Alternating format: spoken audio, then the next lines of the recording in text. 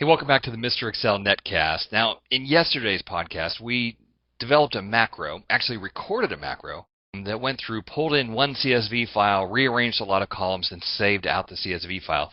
I didn't try and run that macro. I want to go take a look at it. I'll press Alt F8 and say that I want to edit.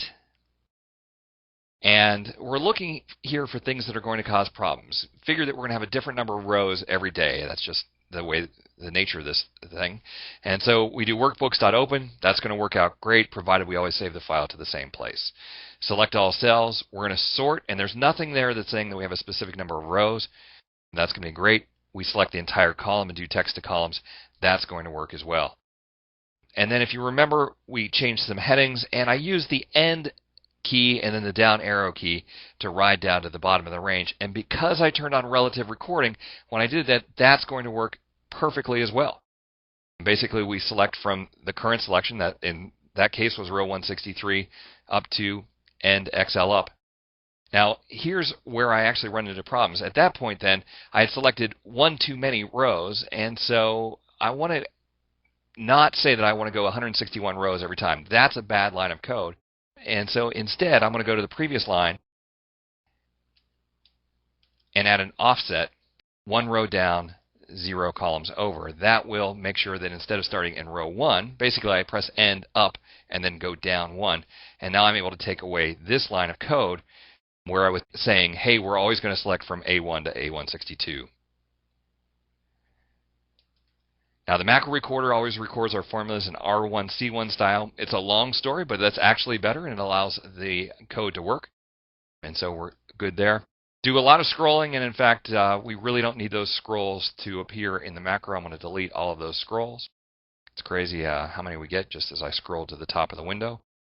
I'm now continuing down through our code here. ActiveCell.offset -162 range A1 select. That's basically where we went up to our heading in I1. And so if I was smart, I would have turned off relative recording at that point. Wasn't smart enough to do it, so I'm just going to write in here, range I1.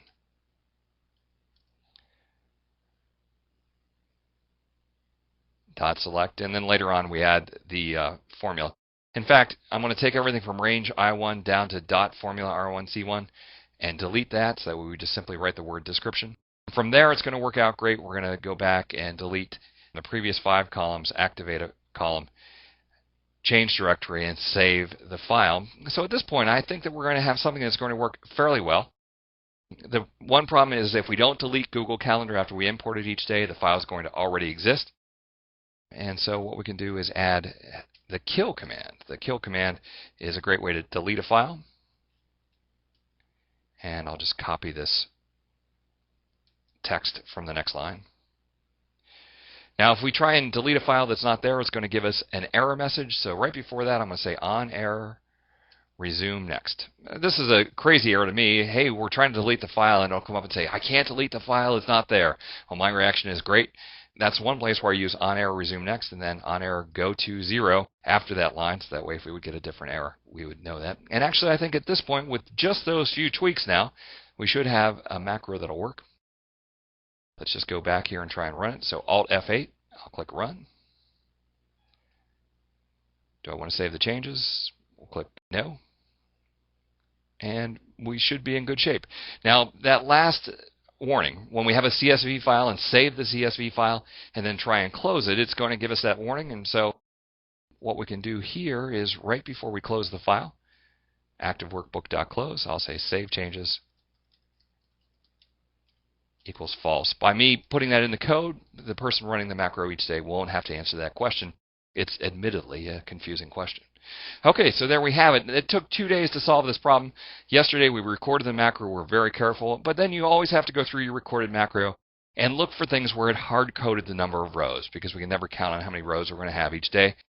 So a couple of tweaks here between the course of a couple of days. Got this one CSV file being converted to a Google Calendar CSV file. I want to thank you for stopping by. We'll see you next time for another netcast from Mr. Excel.